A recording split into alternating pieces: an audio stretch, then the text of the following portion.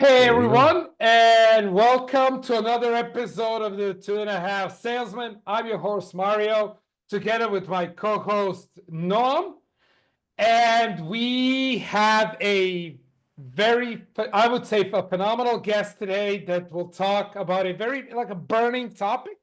Today's guest is Craig from Stride Build. Craig, welcome to the show. Welcome, Good Craig. to see you. Good to see everyone. You sure you don't want to take a stab at my last name? Now you're Uh, live. I'll say it. Sciglimpaglia. That's perfect. That's actually the right way to say it. There we go. I Good. am Very not good. gonna force you to say my last name. So, so everyone, today's topic is hiring your first VP sales.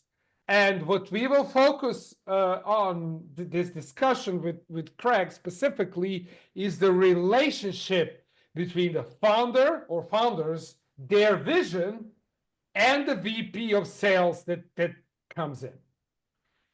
So, Craig, before we begin, maybe give us a little bit, who you are, a little bit about your background, and Yeah. then what do you do at Stride, and then we will like dive straight into it.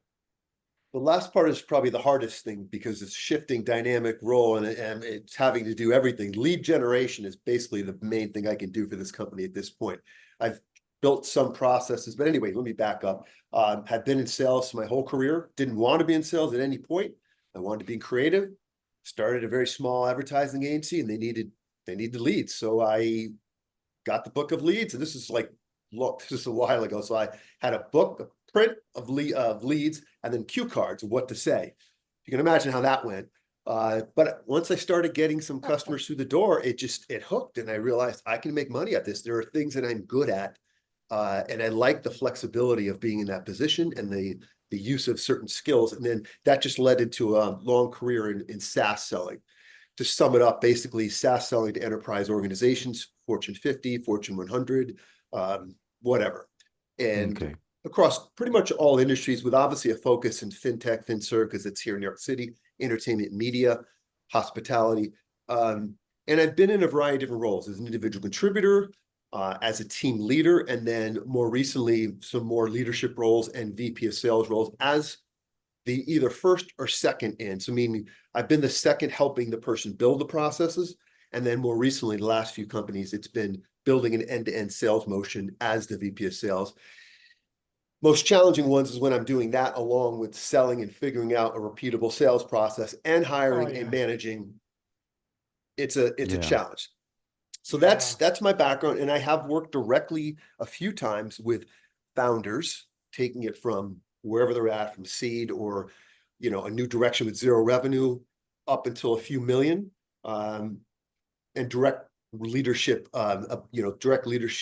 engagement with the other folks helping to launch a product.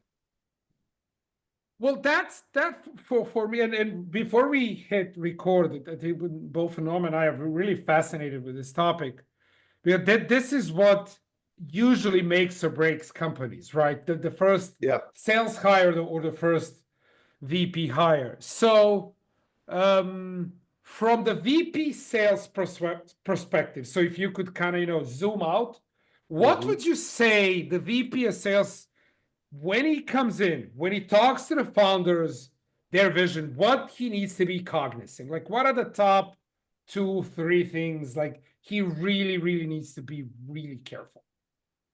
I think the first thing is, why are you actually taking the role? Here's what I've noticed. It's true of myself. The first role I took, I wanted the VP title. I didn't want to work for somebody else telling me how I have to do this, how I have to do that. At that point in my career, I was like, I have enough knowledge. I want to try it. I want to be the one telling other people what they should be doing better. That's a little arrogant. It wasn't that bad, but I realized that both the people hiring me, the founder, and myself were not really clear about what each other wanted. For me, it was a title bump. It was a bump in pay, and it was more prestigious. There was more responsibility. There was a chance to build something that was very important to me, to be part of a small team, building something. However, I think I wasn't really clear that I really wanted to do all those things at once. And I don't think I was that transparent about it because I didn't really know it would be that difficult. And I didn't know what to clarify with them. And on the other end, I see this all the time, not just with me, but other folks. a founder's hiring someone, what they really want is somebody they want a very experienced BDR that can also close deals like a experienced AE.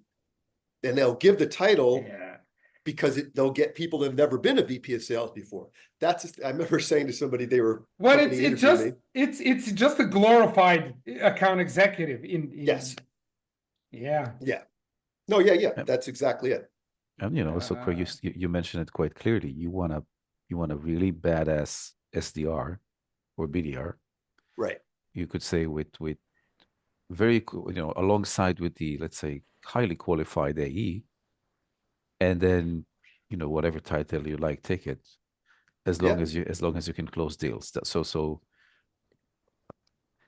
the way I have and again, there's so many aspects to this topic, but the way I'm looking at it today, and I want to use your experience and your eyes with it, is what do you think the owner and founder are going through, with this process of bringing someone on board? I think it is much more than just a hiring function. This function in specific it's kind of an epiphany moment in the, let's say, in the roadmap of the company. So I'm looking for what is it the founders are going through, not emotionally, but in a general sense. But it's a great question. Good. If I just quickly jump in, they are giving up control where they had control in the past. We can debate whether they like to do sales or they don't like to do sales. Like we can debate, but this is about giving up control. Yes. Do they actually give up? No. Yeah, that's what I wanted to I don't blame them for that. I don't blame them for that, but I've never seen it. I've never seen a founder. I should take that back. I've never seen a founder completely give up control and take their finger off the pulse of that function. It's a really good question. So I'll just give you the different parts and then you tell me what you want to dig more into. What is going on for them? Could be a mix of things. The board is telling them we've reached the end of founder-led selling. We need to bring somebody in that is an expert on selling and expanding. It could be they actually realize that their way of selling, because founder-led selling is much different than actually creating a repeatable process. And it could also mean that this is the most endearing thing if they really mean it. They want a leader and a thought partner to come in with a vision and perspective and say, look, I see what you do. I get it. I see the product or service. I think I can scale this. I can make this successful. And here's how. I think that those elements, I think, are what they're looking for. Okay. But one of the things they probably don't realize, I don't know how important it is because I did work with several founders on this,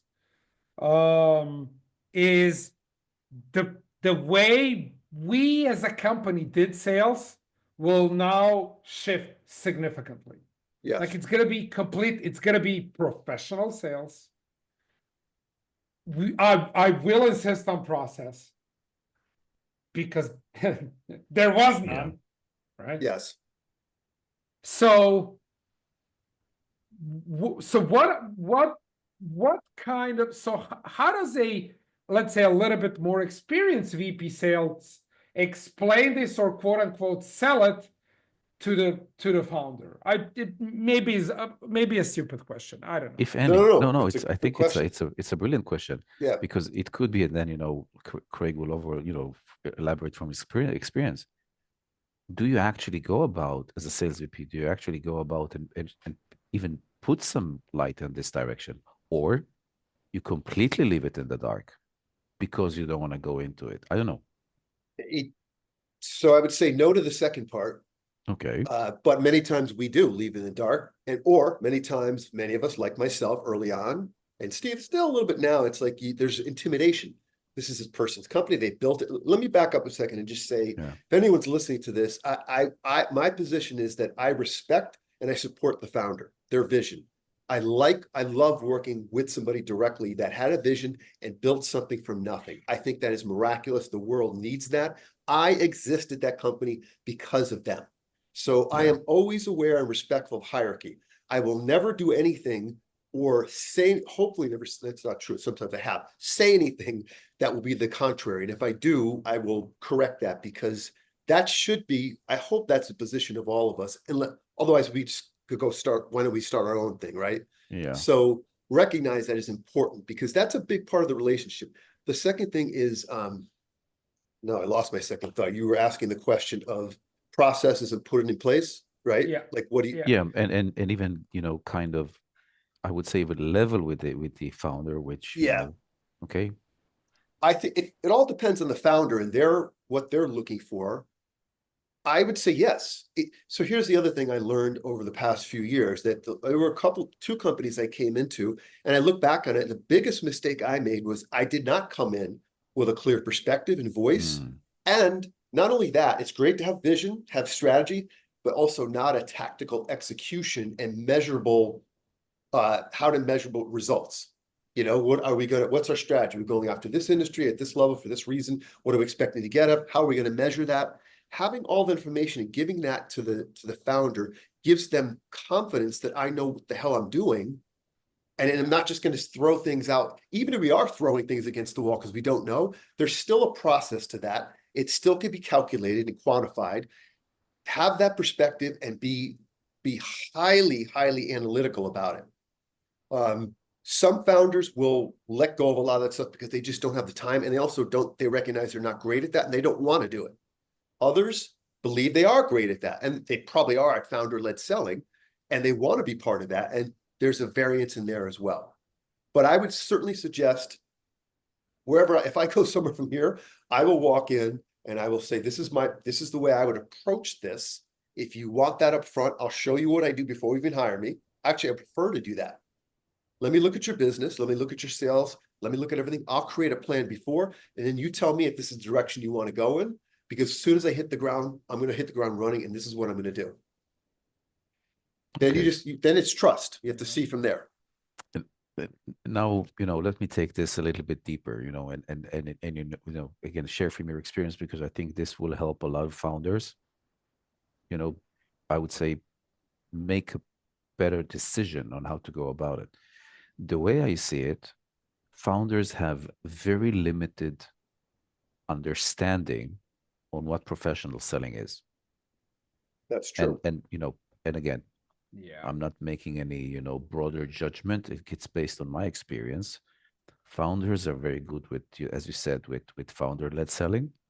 So they're coming out with their own passion and story. They, you know, they sold the idea, they took money, they hire people, they're like a magnet. Usually those guys are highly, you know, very charismatic. So they sell differently. Now, when a professional seller comes on board, a professional is a professional, right? We are, right? We're methodical, we're systematic, we're into scaling, so we need to build a system around it. And we're not coming with the same passion. Our passion is different. Our passion has nothing to do with the idea. Our passion is, can I build a machine around your idea? The only thing you need to do is just put gas into it, and it will drive forever, right? Like a good Toyota, whatever, you know, like a car that doesn't die, that, you know, that sells every day on a daily basis. Doesn't matter what, you know, what the weather or the economic situation is. So we're passionate about something else, and the founders are passionate about their idea, about solving the issue, about making a world a better place. We kind of align, but we have different passions. So how do you actually, you know, match it? So I'm going to say these three words to remind me if I lose my train of thought. Just Please remember do. these for me: passion, aligned passion, Steve Jobs, and expectations, right? So first thing is, my philosophy is I have to be passionate about what it is. I have to, when I speak to them, if I have a sense or feel or pick up that this is something that they live and breathe. Like if you talk to me about music, I play music outside of work. There'd be no doubt in your mind that I'm highly passionate about music. If you talk to me about consciousness and the study of human, you know, whatever, you would notice that's my perspective on life. And hopefully, if you're interested in that, it would ignite your interest as well. That is a perspective that I take because at this point in my life, I don't want to be selling something or training people to sell or teaching people to sell something that I don't give a shit about. I've done that and it's soul crushing to me, but every salesperson is different. There are some that are just more passionate about building things, and that's an important person as well. So my philosophy is I align with what their passion is, and I use that. Either I use them to bring into the meetings, or I use it in my story. Yeah. This person built this company and I use that passion. That's just the way I sell. But again, everyone's different. For example, if you were, I don't remember when Steve Jobs acquired some of their biggest customers, but say Apple was going after whatever market they were going after, and you're the CEO of a company, would you rather speak to Steve Jobs, or would you rather speak to the VP of sales that they hired, who you don't know as well? Obviously, right. Steve. Why? Because of their passion. They started this. So when it comes to that, that's important for expectations. The way Steve Jobs or any founder sells is not aligned to real world expectations of salespeople.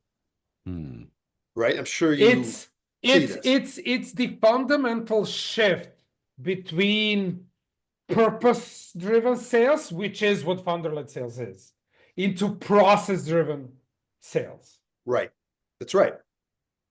Because think of it this way, if the founder that I'm working with right now, she has basically, she's amazing. She basically built and sustained this company for 10 years, bootstrap, taking no money, because she had a huge network of folks, and we're doing custom software delivery. We're also doing services around Gen AI. So she would just basically she would tap on her network. They would get business. They'd close stuff very quickly, and they didn't have a sales team. You shift that with a new focus of the company and a cutting edge service that most companies are not aware of around Gen AI. And now you're going after new business. People don't know who you are. They don't know why you exist. They don't care. So how do you do that with somebody they don't know, and they don't really want to talk to you? And everybody in the world is, I get 30 emails a day trying to sell me, and 10 calls.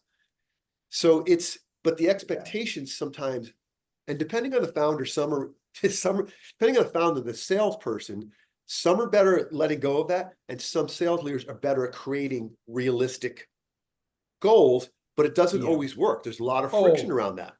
The realistic goals or reality. I mean, the VP sales process-driven approach, basically you begin listening to the market differently. You begin listening to what the customers say in a different voice. And then at least what I saw is sometimes founders will interpret these voices in a, let's call it, not so favorable manner. Right? So when you are that voice, when you are bridged between the outside and the inside, how do you navigate that in a relationship with the founder and his or her grandiose vision? Well, so I'll turn that question back to the two of you, because I'm curious, but I would just say that is a dynamic, ever-changing, challenging issue. And what's been your experience? Well, let me start, answering this with, I would say, even a more basic, and again, it's all about relationship here. And I think it's also about the power balance that you as a salesperson are bringing, you bring to this discussion, same as you do negotiation, right? So again, and I'm kind of taking 2 steps back, but let me now go, forward again. I do remember when I took this, and again, it wasn't a startup, it was a consulting firm. And the founder-led selling approach is, I started this business because I realized that this, whatever, and that is missing. And I've decided to solve the problem. And here I am, first VP sales. And then the ask for me is to repeat the story, which will never, ever work. Because this is me now describing his passion, and I need to do it with a passion. So what am I, a salesperson, a groupie, right? So, okay, so this is me starting answering you, with that aspect of, again, I know that the answer for most of the things is a proper alignment of expectations, but Yeah, but Oh, I'm getting flashbacks. yeah. I'm getting flashbacks, Noam, with one of my it was I 10 know, years ago. I The, know. the founder had such a strong vision of changing the world. No, sorry, saving the planet. It was that high of a vision. And It then is. I What, come what, were you, in. what were you actually selling? What were you actually selling? Oh, we were trying to save journalism Ah, and hence save the world, right? And why not? I still have, I still know the pitch by heart, but it was his passion. It Yeah, was, and shout out to Dan if Dan is looking at the podcast, but it was his passion. yeah, He was the driver of it. He kept he kept all of it. There was no need for HR or anyone. He kept us with this very, very high purpose and very high energy. And then I came in trying to build processes and systems. So you You see, Oh my know, my God. it's mi- interesting you say this because I realized there is another side of this that our perspective is to walk in and start building processes, procedures, and sometimes that's a distraction. Oh Let me yeah. tell you that. Let's say that. Let's be clear. It doesn't make a shit of difference what we do if we're bringing business. That founder's not going to say any. They're going to say, keep doing what you're doing. How can I help? yeah, Right? yeah, Correct. It's and it's not their fault. And again, if founders are listening, I say this with the utmost respect. It's not. If I was in their situation, I would be anxious, nervous, on top of everything, pressed. Because it's my business, it's my baby. I want yeah, this thing to grow. So, but the other side of it is the VP of sales needs to understand that they got to a certain point and now they want someone to come in, and they may not say this, but it's like, our businesses might not make it. You need to save this in 2 months. Well, that's not realistic if we're going to bring in yeah, a BDR team, if we're going to work alongside marketing and if we're going to do all these things, we're going to listen to the market and figure out what our true ICP is, and then build a sales process. It just that can be a challenge. Like that's another thing somebody could ask. What is my runway here? What is my realistic runway to get this yeah, thing yeah. done? What's the, how many, how Do much, you, Craig, how, so yeah, sorry, Noam. Craig, no, do no, you please. think VP sales ask this question in an interview? No, I didn't. And I do now. I will. And also, if this doesn't work out, what's my parachute? Well, It's that and I would advise every VP sales is getting into this role is ask what is my mandate and how long do I have? I like that word. I like the word mandate. I would also ask, I always ask this, and I think founders appreciate, like, what are you expecting? What kind of relationship do you want between us? What kind of Yeah, dynamic? And how much can not chaos, not friction, but how much, you know what I'm saying? Like there should be times when there's disagreement and it gets heated because How we're much trying to do something disagreement can you impossible. tolerate?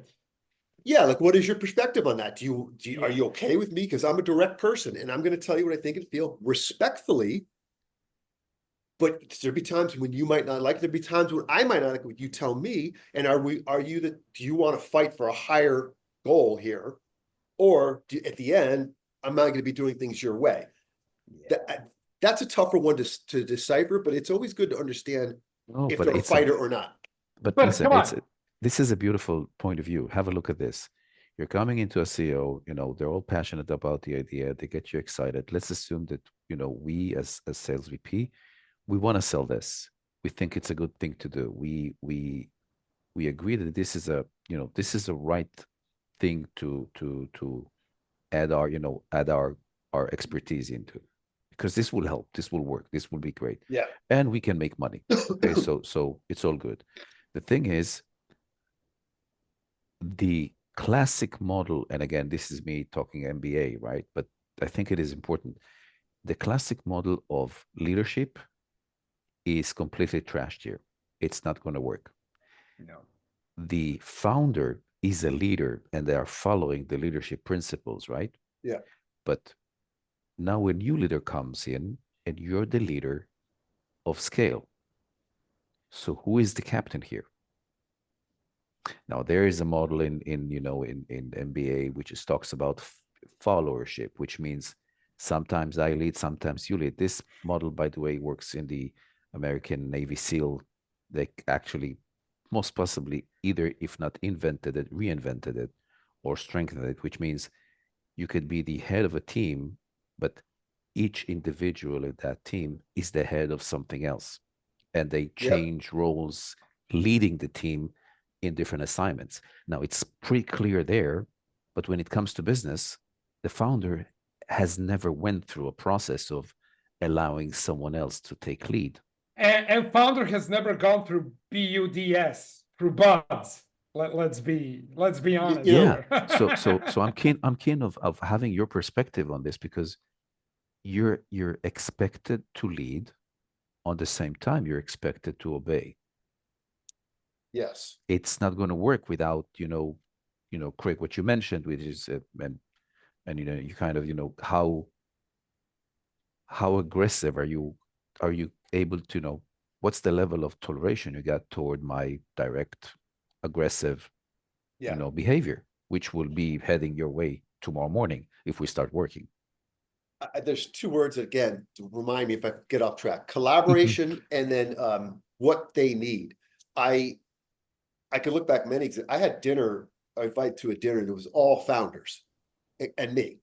I don't know why the guy invited me, but he invited me, and they're all talking. And I said, and they realized I didn't start the company, so I said, the only way that could be helpful is, I could talk about the VP's perspective, and I gave him like my perspective. And then I said, what would you want from the VP of sales? You're hiring somebody, and they gave me some really good information. I could see a lot of gaps in my experience. Yeah. So I think collaboration is very important. I'm very collaborative, and I had a founder a little while ago I worked with, and he was highly collaborative, and he would have given me free rein, but there were things that I was not giving him, and I didn't realize that. So like everybody takes it. That's another question I ask all the time now. How do you take information? How do you want me to give you information? How often?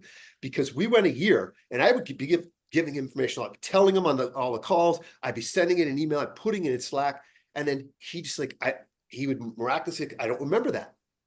And then and I would even show it some slides. Finally, I put a plan together. I put it all in there with I quantified it all, and he goes, "That's exactly what I need." He didn't know exactly what he needed, but he needed something, and I didn't realize that I was not giving it to him.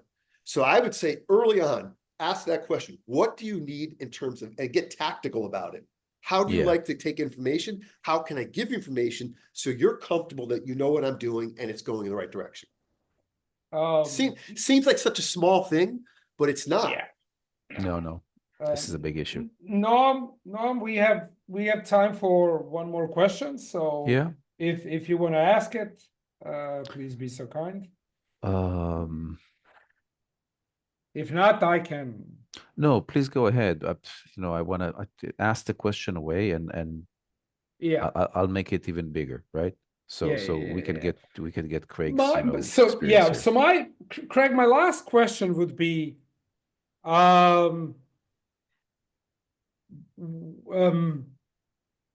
what is one or two things that you would say to the founders? So this is from now this founder's perspective, when they decide to bring in a VP sales. So, but not a glorified account executive, but an actual VP sales, someone who is, a sales leader. So what are one or two things that you would tell them, hey, just, bear in mind, ABC. And let me now make the challenge a bit bigger, right? Given the fact that we know that founders have limited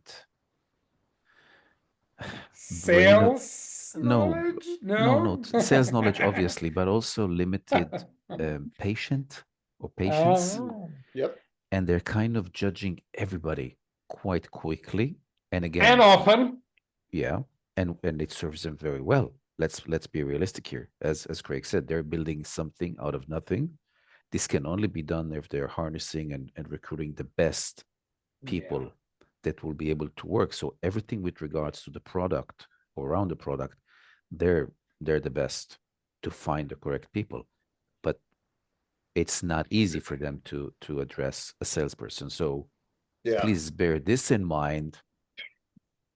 God, there's so many things are going through. I don't even, Yeah, I but don't know if I'll be you, able to you get have to through it. choose two. You have to choose two. I mean, but before we would choose, the first thing I would, so by the way, if you work with a lot of, this is something I would love to do. I would love to talk to founders.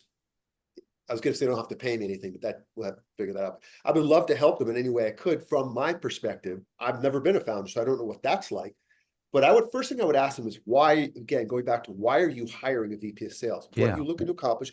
What level? What are you willing to accept and let go of, and see what they say? But I guess the first thing for them to say it's what they're going to say to the VP, or what Yeah. Well, when they are bringing in a VP sales, like what are the one or two or three things we can limit to two that they that need you to say be to very them. cognizant of, Yeah. right? I mean, the first thing I think is kind of what I said earlier. Like if they really want somebody who's very strategic and has a plan, has a process, and they're ready for that, I would say to them, if this person shows you that before you hire them, I would say, if you feel uncomfortable with that, and you're not sure, you think, I don't know if I'm gonna be able to accept that, that's not our way of selling. I would say before you make a decision, don't go to your board, because many times the people on the board have no clue. Go to other salespeople, go to other leaders that you trust, and check it out with them. Does this make sense? Is this a way to address the market? Is it realistic in terms of what this is saying? It's going to take 3 to 6 months to start generating leads, or is this person just, like, check that out, do some due diligence around it, and don't let that just kind of be wavy. Like, okay, it kind of looks good, but I don't know. We'll figure it out when he gets on board or she gets on board. Don't do that. And then be very clear about what type of personality you want. I think there could be more tactical stuff that you need to know about them. There's all the strategy, their experience, all of that. But what type of person do you want? We're in a small rowboat and we're going out into a big sea, and we're leaving land. We don't know if we're going to reach the next level. Every single person in that boat has to row. I love that. Otherwise, we all die. What kind of person do you want sitting next to you? Right? Yeah. That's a very important, because that gets to the guts of the individual. The rest of it you could figure out. Yeah. It all comes down to their perfect ability to recruit people around the product because they know how it works. Yeah. But when it comes to sales, I think they have limited ability to even understand what type of character is in front of them. It's a good point. What they see is the trophies, but they don't see the character. So I could be very successful, but I could be a really motherfucker asshole. True. One other thing I would add to that is have the same expectation for the other leaders in the company that you do for the salesperson. Give you another example. I went through almost a year. Product engineering did not develop. Can you put this on every billboard ever so that every founder can see this, please? And again, to all the founders, I'm not trying to insult you. I get why because I would do the same thing. This person knows how to get this thing out in the world, and you're anxious. You want your business to survive. But sometimes it's not an excuse, but sometimes they're inhibited by product engineering, marketing. Make sure those people, actually, let me take this back. Make sure when that person joins that they fit into a well-functioning team that wants to be in that rowboat, and everybody is doing everything they can to make this work. Because if anyone in that rowboat is not, it's going to impact every single one else. Yeah. That's a better way of saying it. Yeah. I've got tons of questions, but I know I have tons of things I want to talk about. We do need to finish this up. Yeah. So, Craig, first of all, thank you so much for joining us today. I mean, this was a really, really good and insightful conversation. Second, at the end of every episode, we give our guests 30 seconds to plug something. So, whatever shameless plug you have, 30 seconds, and we will finish Okay. Can I plug two?